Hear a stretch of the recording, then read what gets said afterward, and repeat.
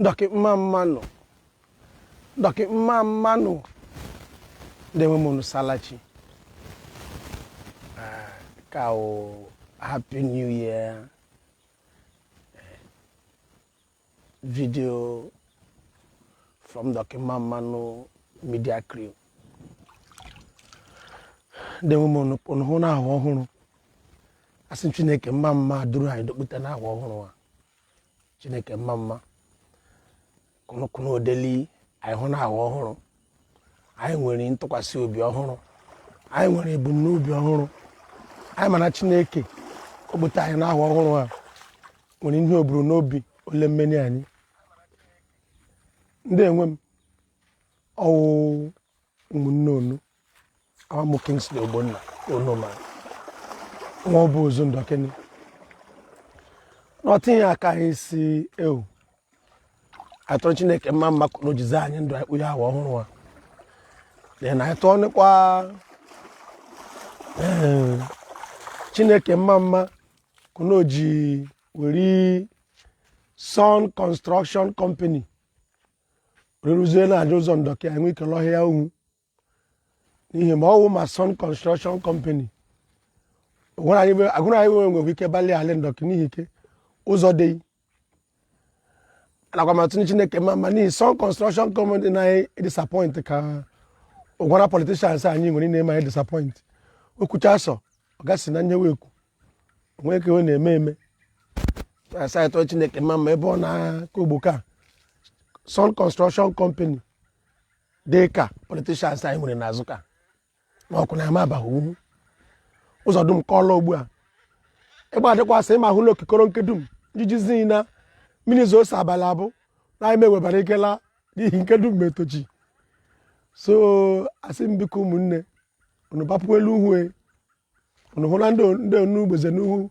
pụọ ụzọ njem unu sọkọ onye were na nye ya ahịa ma inwe biko gbazinarị enyi ide na mba nyewe bifo ya ladị n'ode mkpa n'ihi nye ya ahịa ugbu a ka o bụ so gbalị ahụ n'ime ndị ụrụ n'obu ụsọ mee ụmụnne ya obu ụsọ kụna aka anyị ha kụna aka anyị ha kemgbe ekwu okwu ha gbalị ahụ na ndị ụrụ onu nweta nye ha anyị n'aka den ọzọkwa yi ahụ na mgbe ọ gwara anyị na-eji nye dị mkpa ma dị njakịrị so onye mara nye ghọta ụzọ alị Ndoki jọ njọ ka obu ụzọ alị Ndoki jọ njọ ka obu onwe nke ahịa aga ana nakwa m sa ahụ kemgbe anyị nwere lokal gọọmenti na nka ka nwantị na ume ihe dum na a na-egredi ụzọ kpee chali dum ka ahụ ha onweghị ụzọ egredi nke dum ngwokoro dị ala ka ọkụ n'ode onweghị any spot onweghị vileji gbara gaadị ugbu a hụ nke ngwokoro ode na-ekpuchitụla aja ụzọ ọhịa ma ọ gaga obu ozu pụọ ha nkụ kpụkpọ ọwa kemgbe ekwu okwu as a typical example nkwuchasị ụwa ndị mee masị m ndị ụzọ kemgbe emezighị ọzọ ụzọ hịa obu ọhịa lọhịa dọ ha nkụ ụzọ ohuru ụzọ alị Ndoki dum gbagharịa ala ụzọ ka ega ọha ndụ onweghị ike eme degrading opulu anyị kụnụwa kpe ya wedekwasị aba onweghị ụbọ anyị nọ na lokeshọn na-akwụsị amara m na gọọmenti nwere kunode ugbu a ebe allocations dịkwasị aba anaghị aka edi n'aka okwu na-eme nye onye ụlọ meme dị nye ụwa ndị mmadụ dị n'ụwa mere nye ụwa ọzọ nwekwu n'ime ije kpa agụde n'ụwa ka mere nye ụwa ọzọ onu were alị Ndoki kpọrọ nye asịkwa eme onu mmarị na taa abalị 3 n'ime ọnwa mbụ n'ahwa 2022 na-enwere Ndoki Summit. The venue will na local government and the time will by 1 p.m. biko ọwa Africa man time o gbalị apụta akpa nye gbasa Ndoki na Ndoki si na-enute so nwandam nugharị onwe a ọnọdụ nweze anyị kwesịghị anyị ode anyị obu ụsọ anyị bido dị nyowa onwe anyị onyo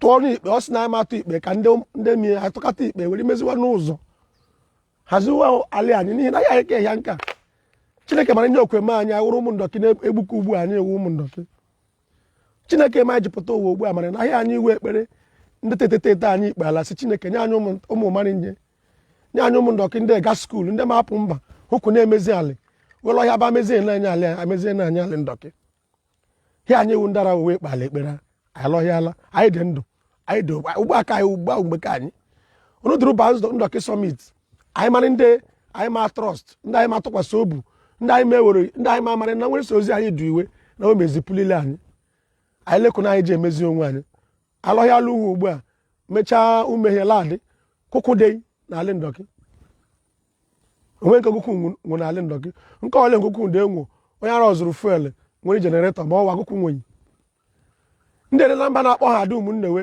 n'ụdọ ọlị anyị wee hụ nke wee chaji fon n'ụgwana vileges anyị gapụ kụkwụdei anyị mechaa n'ume ihe ladị anyị nwere ndị isi o anyị nwere ndị emara nye anyị nwere ndị dị n'ọchịchị anyị nwere ndị elu anyị nwere ndị ala ịhụ na ndọkị esi na anya ememe a na-akpọ anwa mma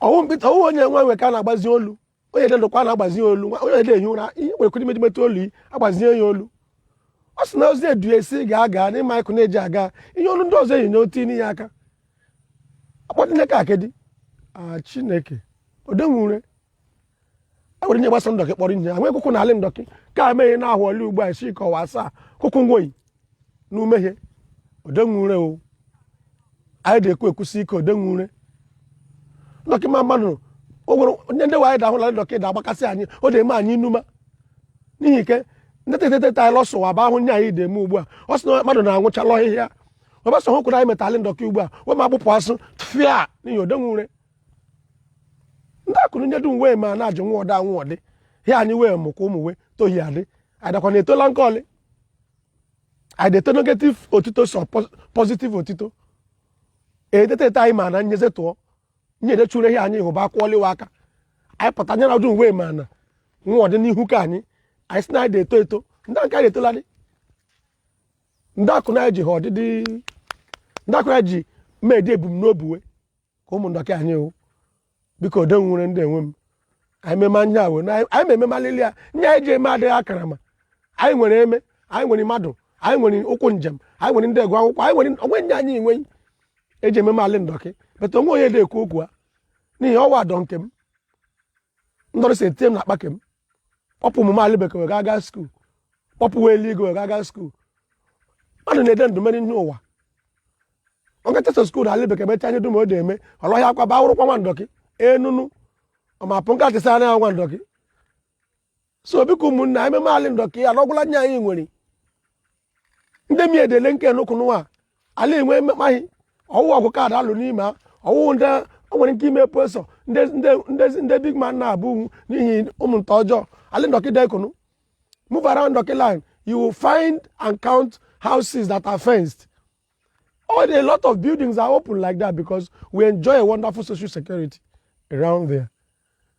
There is no stories of all manner of harms as we see. Societal deviance as we see in other areas. So why are we not interested in developing this peaceful environment? We are waiting for it to go volatile, or maybe when we start experiencing some level of rancor, we'll start blaming it on rancor. Can we fix this place? Any gathering I go to, I see youths loitering.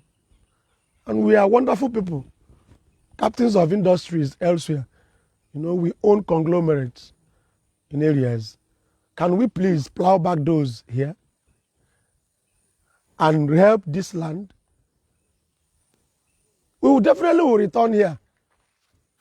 If we don't retire walking, we will be returned carried. But here is our final bus stop. Let's get to know that it's a fact. Look at the scene. Look at behind me. It's a wonderful river that you can't find this. This is a stream looking like a natural aquarium. You don't have it somewhere else. Your swimming pool in your house is fake. Can't compare it to this. So I beg you, let's think of Ndoki in all we do. Let's breathe Ndoki. n'ihi ike ma ime mahụ nya omedenwure ma ime mahụwa omedenwure taa kwa anyị mara na ndị obeti na-agbanwe ọtam ọ sị n'ide n'uhu biko n'udachi anyị ga obeti ga-agbanwe ọtam onu ma ahụ nikwa kunu ndị obeti ji agbakewe agaga ọ sị n'ịma be nke obeti o de ịga bụ obeti mbụ kwere n'ihi aba then ka akwa de ekwu okwu obu nke ụgbọ ọ ma akpọtụ n'obu nke ụgbọ na ya ihe onu mara kunu ọ na-ede kara wọta nke ọba ebe profesọ iwu ndị ede 100 years ndị ede 90 years ndị ede 80 years dị na agbala nwọta uke kara ka ime mara na nye anyị dị eme ohu nye ọ na-egbumie ọsọ na-egbumie ndị ezi miara wee decha 80 years 90 years mede agba ọ bụ omenala ịsụsọ ọ na-eme mmadụ ka nka ngwa ngwa nwụọ ngwa ngwa ndị dum si n'ịgbasa nwọta n'ihi ọla ekwensu si we na-adịghị iwe ekwensu n'ihi we na-etiri nwe fada krismas garịa we na-ahụ ekpo we na-ahụ ekpe fada krismas ara we na-ahụ ọ wee ekpe ndị bekee ọ sị na onwe ọ n'ihi na red and white ka anyị wụrụ black so ka anyị wee ekwensu ka wụrụ ke chineke o sikwa onu ndị ekwe okwara o sikwa onu iwu na ọbụla alị ndọkị anyị mere na-eme a na-aga n'ihu ogbochi ụwa ndị nga alị bekee ndị ndị ekuli onu ụgbọ ahịa m n'obu isi nso na ngaso ga durute nwọta na mma ga ọkụ ala mbọ ọgwarata ma ọkụ ala mmụọ ke nyekwa ya n'usekwu bete ime ahụ mrọ ọsọ ọkụ ala mmụọ ke ekwensu na ke chineke ihe ngaji eluigwe n'ihi ka omenala sọmụsọ ahụ nwa amadị ndọkị enwedị ime iku nne ahụ nwere mmọnwali mmemme wa bọọlị ama mpụ ọsọ jụ nka ahịa biko onụba aga obu nku ga-agba nwọta onụba anyị ga obeti ga-agba nwọta ịhụ na onuwele iwe ụmụnne m o nwere ike ndị ahụ ụgbọala tụgboro na alị ndọkị atụ nkwelekwa m onu n'ihi eni raịla gwa akala gara ure ere olu nga ntị o ị mara apụmacha mgbagharị adị kwụna akwa ndị agbarị na alị ndọkị si hụ m ji edu ure mmekulu ụmụnna ndị dị na mba ahụ m ke mie kwụsọ na azụ ole kụnụwa nwa okorobịa mmarị kwa ya kụnụwa ewere m akwụsịrị m si mkpọ oku n'ihi ihe m o nwere kunu m na-eji akpa agwa ndọkị si na-echere okwu hụso onye ọmara ọtụ nguzo ke hụ nwanne m atụ m nguzo si mmarị nụ m nye ode eme kpọọ oku o bere nwa foil nta n'aka foil ndị anyị na-eji eke ma anyị na-eji esi nje n'aka beri nye bairo wepụ nye ink n'aka ka enyi dakwala emeke ọsị ndị na-ede hai asị ma hai ka ahụ ọwụke asị ma ọwụ nye aka na akpọkpụrụ mmiri ọsị ndị dị mgbozi n'aka aka mma na-agba asọ ka ake 1000 ọ na-ebu ya temtijie asị m isike ị na-arụkwala ka iji enwere 1000 ka iji nye ahụ wee rimeri n'ihi gbata sọ ka ịma agara eji ọkwa asị m imetiri nwenye ịma azụrụ ncha na mana iji ahụ mmiri ime lekọta ụmụnne yi teti na niile dị ndụ ọkwa so ịgbacha asọ mkpụrụ mmiri 1000 n'ụbọchị ijikwana ka ebe nye ndị ọzọ wee izu na-ekwu ohi o so nye ndekwu nye ọha oke agwa ọjọọ kputela alị ndọkị nye ụmụnne yi onwe so nwata yi nwa nwanne yi nwa nwanne yi nwee nyere onwe so ụmụ nta mara na alị onu da akpa agwa kụna debara iyi ure biko wepụ ihere wepụ dede wepụ na na-atụ ya oruru wepụ niile ntị ọnụ na ọ gbasaghị biko nye onyinyo si kike ede emeghị nwa m onye ọla ọwụ na-alahụ si ịgbasa uhu ọgbarịba anyị nda onye na-akwụsọkwu okwu ka ogbo ka ịba uhu ọgbasa ọga aka ịkpa ọkwa nsokwu dede bala ya ọgabue kpọasị na nne ọlịa ndị akụ n'ide nyụọ akụ n'ode nye ekwu ekwu nye ahụ na mgbe nyo nwantị ya na-asị aka ọda akpasị n'aka anụ na-akpọ ha n'aka ahụ guzoro n'aka ahụ guzoro asị m guzoro ominike ọsịrị na agbacha asụ ugbu a nwara m ede atụ ya o but na ama ewike gaa ihe ụra arọ na ama ede alat tenchijie bet ya gwasịkwasị enwere highness asị m aba dị isi n'aka agwụrụ ka ọsị m na ọguzoro hụranụ nye wee na-ehi ụra o jide ka ndị si ide nwure n'ihi ike wee gbacha asọ ma ihi ụra brain iku low down ịghọ onye ara na ụwa pụtala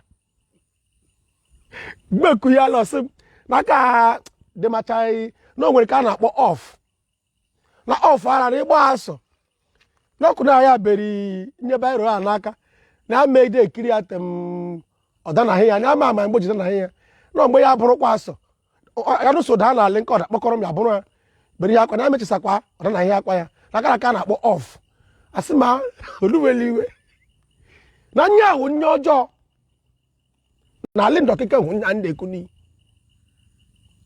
ụmụnna anyị ganya n'ụzọ o nwere nke nga na anyaghị ga park ya chedi enyi m ọpụta m na sori ga praise night the other day ahụ m nke kuku nde nwu n'ime ọhịa ka nke ga ọhịa egi nke ga ntụtụ egi ma anyị na-aga ada ọhịa egi na mgbe m dị n'ihu na nka but ka ụnụ ọkọchọ egi na-apụta ugbu a egidi mkpụrụ Chinese ugbu a dị n'elu so ka ahụ mgbe a na-aga egi abanyo asị ojola ahụrụ ọsị m na aba mkpughere ọga nyowe njewe deme mgbe mpụele mana mkpụrụ mmiri ka agba n'ime ọhịa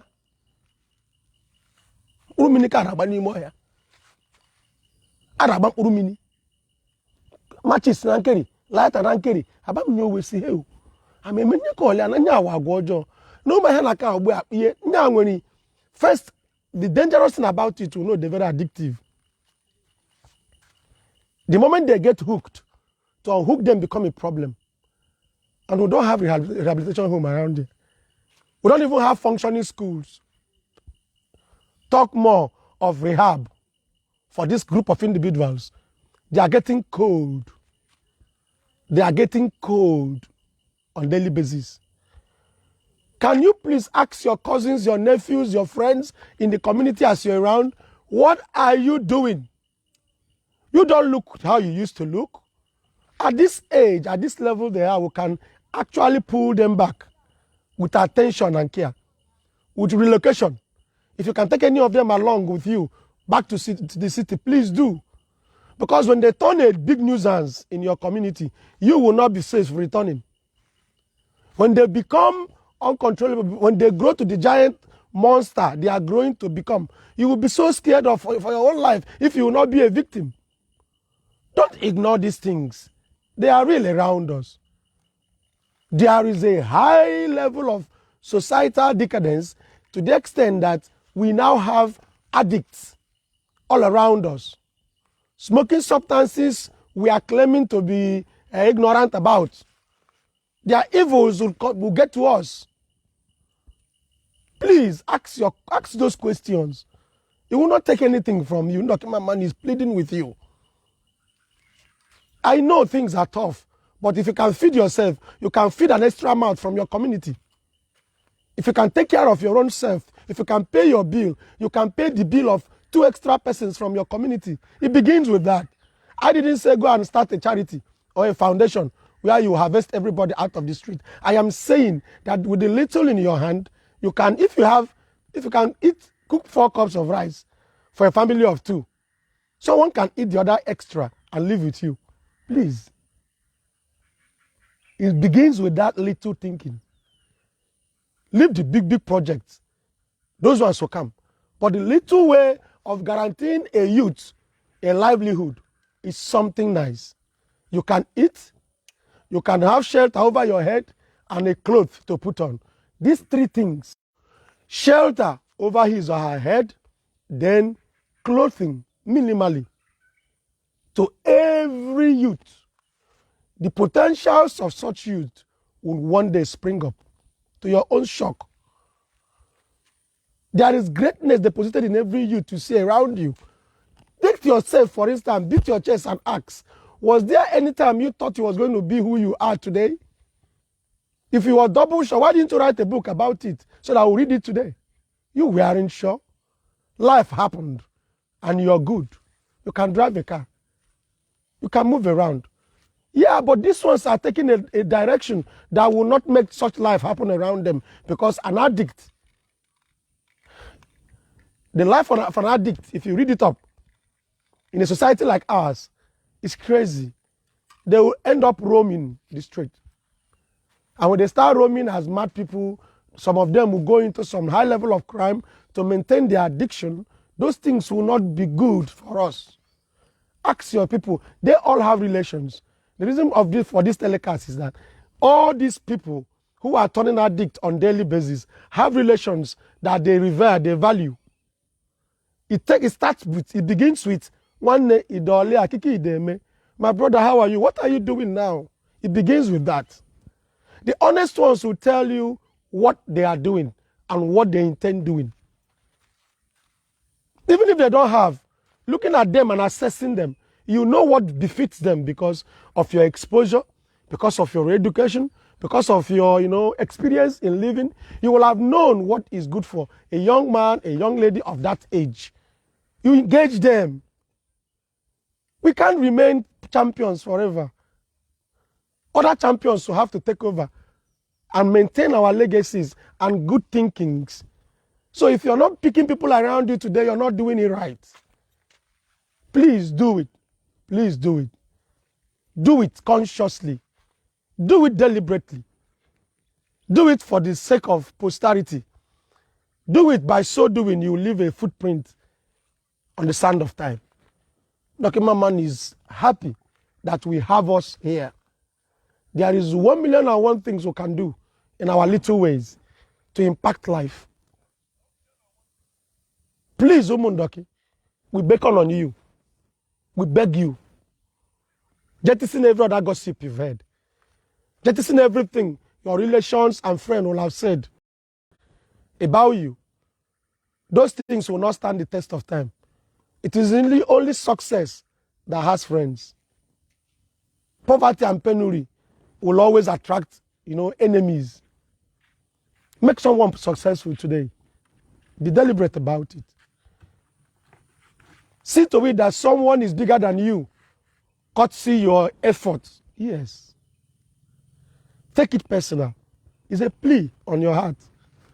We are begging you as your group because there is nothing we can do. There is no way and there is no time you would disregard what concerns your own world because family is the smallest unit of the society. If in your family you have a drug addict or someone who is constantly abusing substances that can no longer reverse, that is nosediving to crashing, and you keep mute about it, you may have not done yourself any good. Because this evil, you cannot tell where they will start springing up if you don't check them today. And before we forget, our brothers from Ndoki won the Unity Cup. It was a very wonderful match, superly contested. I saw skills yesterday on our pitch of play. Yeah, we have talents around here. There are so many things we can pull these young youths and push into. Then they will become stars tomorrow.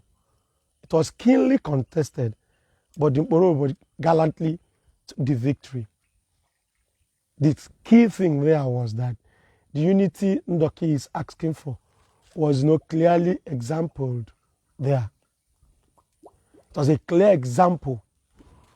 Our brother is fetching from a very fresh source.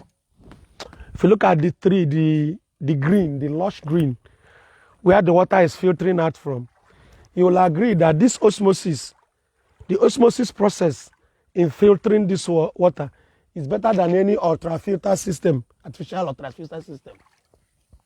The water from here is so clean and pure that it refreshes and nourishes. Persons have borehole in their house, but they still come to fetch from this source. I drink from this source whenever I'm around. Yes, I drink from this source whenever I'm around. Because there is a satisfaction. It is clean. It is fresh.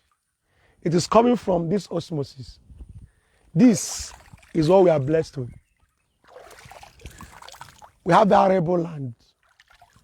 There is no case of erosion in Ndoki because we don't have such things. Our land is blessed. So that's the reason why we beg on our leaders who've elected into positions to look backwards, considering that economically we may not be very viable individually, but with government as a tool, we can develop this land. Please do it. Do it for the sake of the land. Do it for the sake of the average persons. Those people who greet you and you give them 5,000, 10,000, 2,000, as the case may be in your community, they deserve better than that.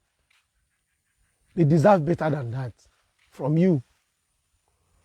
Take it up a bit higher. Step it up for humanity's sake, for posterity's sake. Take it up. Take it up for posterity's sake. Don't withhold that position you are today. You are there for a reason. You are in that position for a reason.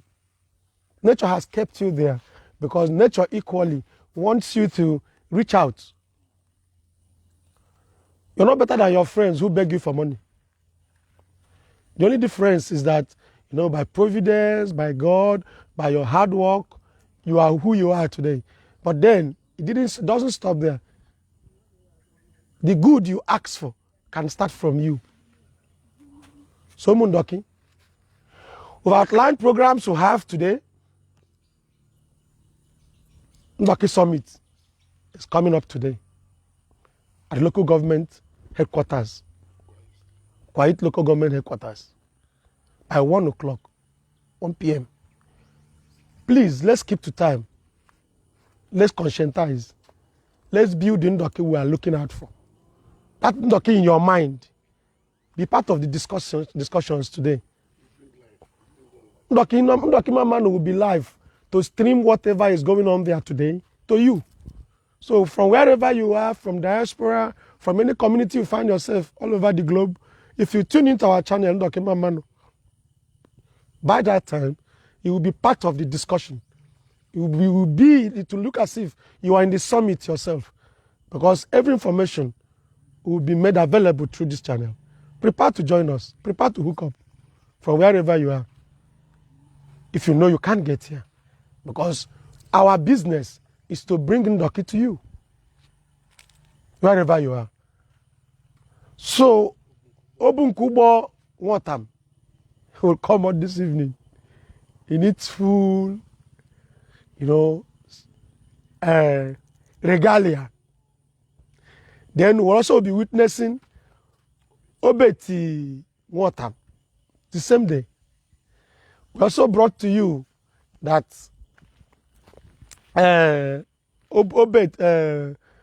our brothers from Obeti won the last Unity Cup. So it was yesterday and they won. Borobe, our brothers there, picked that coveted trophy home yesterday in a keenly contested match, as we told you earlier. So if you are not in Ndoki, you are missing. But with Ndoki Nmanma Nu, you won't miss 100%, because we bring you every update that is relevant to you. We also brought it to your notice that we are noticing a lot of drug addicts around us. Yeah, we have to say it boldly that you should call and check up on your relations. If you are not in the country, check up on your relations, know what they are doing. A lot of them are failing us. A lot of them are becoming cold. Please, call and check up on them. Know what they are doing, because they are turning nuisance. The monsters they are becoming will consume us if unchecked. So we are talking to you. Come around, be whatever you can be for Ndoki by lending a help to someone today. We are here for you. So no only the menanko only the it's just a Ndoki. Ndoki is no onye mema alekali na mema o onye mema asale ali mema onye Ndoki kunoku. Onulo ya hu boli nwere ohere. Ma Omicron virus and restrictions in the airports, international flights and all that. I know so many persons will have returned home this year. And whatever you do, Remember that etetem de n'ala Ndoki de n'ala bekee nkari ide gbome etetem akwa aka sie esiri esi de n'ala Ndoki ebe so gbara akụ na-aza elakposi ihe ma ụra unu chesala uhu ụmụnne m n'uhu ka anyị ala Ndoki ụka anyị ndị enwe m agbesa ala Ndoki onwe onye meti na ya ka mezi ya Ndoki mụ mma mmanụ